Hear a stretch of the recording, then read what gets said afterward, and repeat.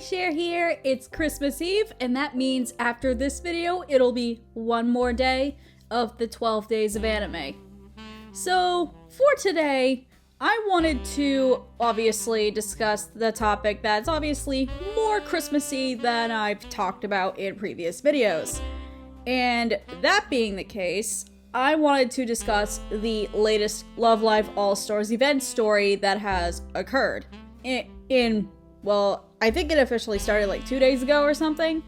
It's basically the Christmas event special, and if you guys play the All-Stars game, you know basically that these events are just like ways to collect like more bonus items, more upgrade items, and especially more playable cards or costumes of the characters.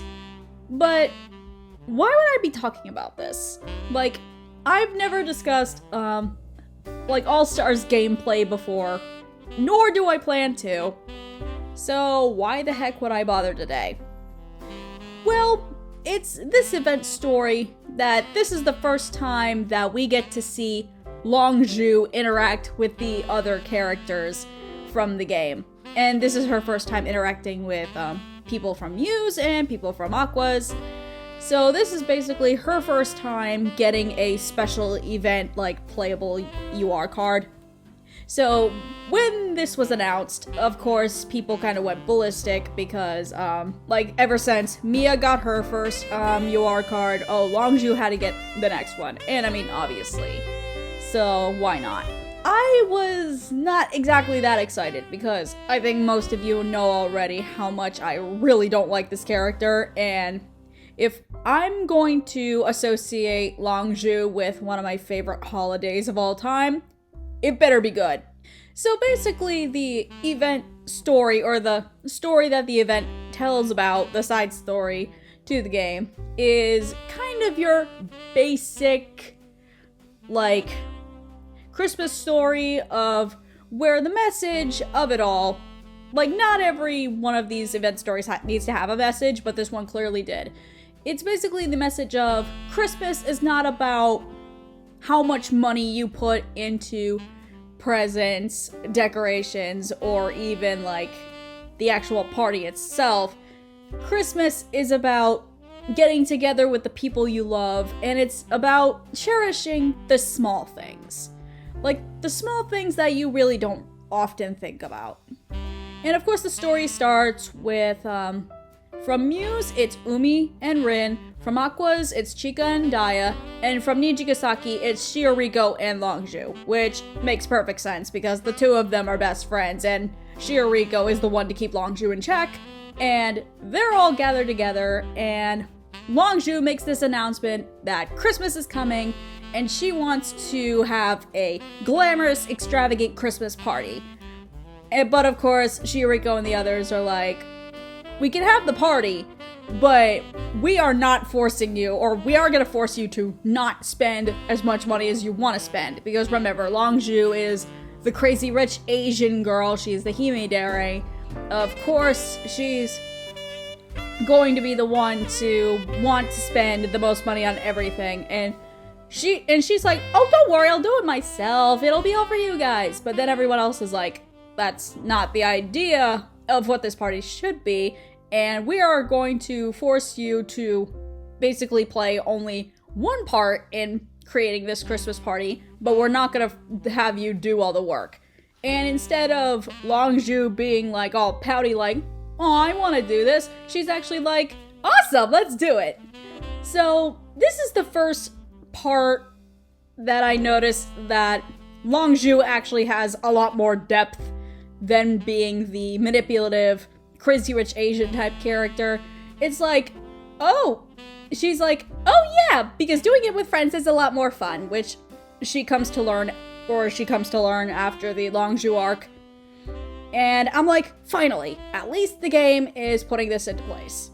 And I don't know if any of that has anything to do with Collab stepping down from basically producing this game, as we learned recently. But that's not the video that I want to make today.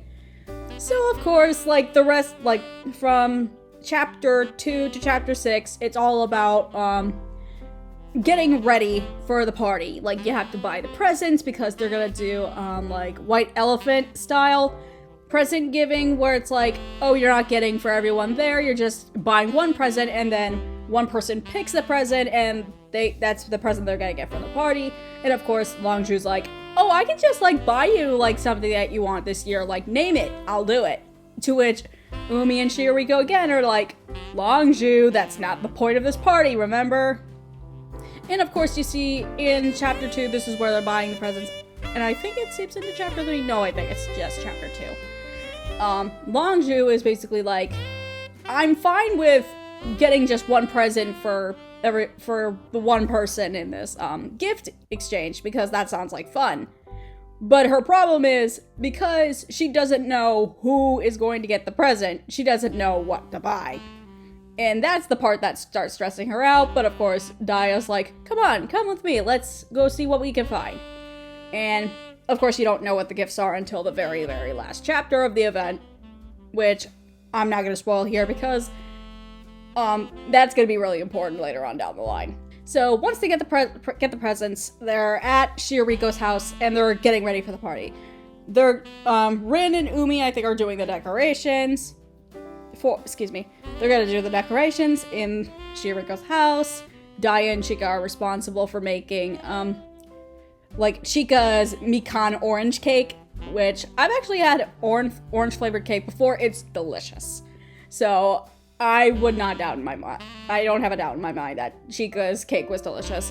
And Shioriko and Lanzhu are responsible for setting up the snack table.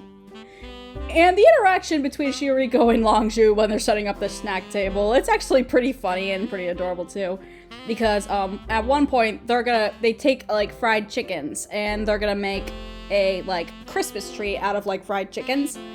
And at first, Lanzhu's like, I don't know how to do this. Plus, why is fried chicken like associated with Christmas or anything? And of course, Shioriko finally gets her in the mood into it, and she's like, I printed these instructions offline, so this should be easy to do. But then Shioriko doesn't know how to do it either. But then, of course, you get Lanzhu in her perfectionism, and she's like, oh, once you read the instructions once or twice, it's easy to get, so let me help you. But she does it in the let me help you sort of way, not in the oh, I'm gonna show you off kind of way, even after she just complained about setting up the fried chicken tree anyway. But yeah, if you actually watch the story itself, which I'll attach in the description box down below, it's actually really cute and really funny.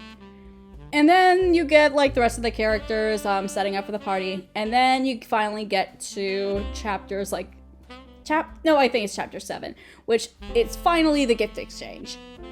Like, everyone's having fun, but now it's time to exchange the presents. So everyone's like giving their gift that they bought at the store and stuff like that. But then you get to what the gift that Lanzhu picked out. And what she picks out is a scarf.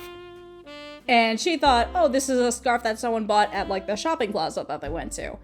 But Lanzhu looks at it and she's like, wait, this scarf looks handmade. To which Shioriko comes up and she confesses that she actually bought some yarn at the craft store and she took the time to basically make this scarf herself as a present. And when Lanzhu finds that out, you would at first think, knowing Lanzhu's character, that she was gonna get something like, I don't know, a little bit nicer than that. And even when Shioriko's just like, oh, I know the scarf doesn't look perfect, like I can literally get you something else, Lanzhu says this. これがいいわ。ランジュにとっては最高の贈り物よ。ランジュ、学んだわ。お金をかければゴージャスだとばかり思ってた。でもそうじゃない。心のこもったものこそが最高にゴージャスなのね。It was this moment where I was like, Lanzhu, I think you've grown up a bit since joining Nijigasaki. I mean, I know it's an event side story, and those are not really canon to the main plot anyway, but if anyone is going to find Lanzhu likable after all this, it's this ending to the event. to the story of the event anyway. Because at this point, she's like, she just found out that her childhood best friend actually made the gift that she picked out. And because the scarf was actually made with the intention of love and friendship, and she put so much hard work into the scarf, Lanzhu would be a bitch or to basically say to Shioriko's face, oh, yeah, you can take your scarf back. I would prefer something else. But Lanzhu's like, because it was made by her best friend and made with so much hard work. She actually said that she loved the scarf so much that it was her favorite gift that she's ever gotten. And that's saying a lot, because this is the type of girl who would be getting, like, things that probably cost thousands and millions of dollars. But to have something that probably costs less than $10 to make be her favorite thing in the world because her best friend made it, this proves to me that Lanzhu is not an airhead. She's not, like, super obsessed with the expensive things. And it just proves that there is obviously more depth to this character. And as I'm watching the story unfold, it makes me, like, pray to God that by the time Nijigasaki Season 2 comes out, Lanzhu would have this similar depth to her as a character. Because I think I've stated this in a video before. If Lanzhu, or this whole arc that unfolds in the Season 2 is not, or is basically the exact same thing that happened in the actual Love Live All-Stars game, people are gonna turn on Nijigasaki.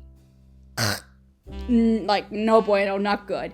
Like, this is not gonna look good for the girls at all. So, I guess what the game was trying to do was they wanted to show that, that Lanzhu had sympathy, and then she's not such, or not so close-minded as she was during that arc. Like, she wanted to show, hey, Lanzhu actually has personality other than being the rich girl airhead who basically is like, oh, because I'm rich, everyone loves me, type of thing. No, they wanted to make her see, or make everyone see that she's has more personality than that. And I think this event story did an excellent job of doing that. And I hope that the game later on, or even, like, as I said, the anime, when the second season comes out, actually does this with her. We have proof that she's not a terrible person. Like, the Lantis just showed us that Lanzhu's more than what we saw earlier. And I'm just keeping my fingers crossed that they continue with that promise later on down the line. So, that's pretty much my thoughts and opinions about this thing. I know it's not as extensively long of a review that you probably guys were hoping for, but I wasn't planning on it. Like, I just thought I'd give my 2 cents on Lanzhu in particular, because this is more about her than it was about the event story anyway. But if you guys liked it anyway, please hit the like button down below. And if you guys have any comments about it, which I know you do, please hit me up in the comments down below. If you haven't done so already, there's the subscribe button and the bell, so you guys can catch up with all my future videos and also my current videos if you haven't done so already. I'm Cait, Cher, and it's been real. Ciao!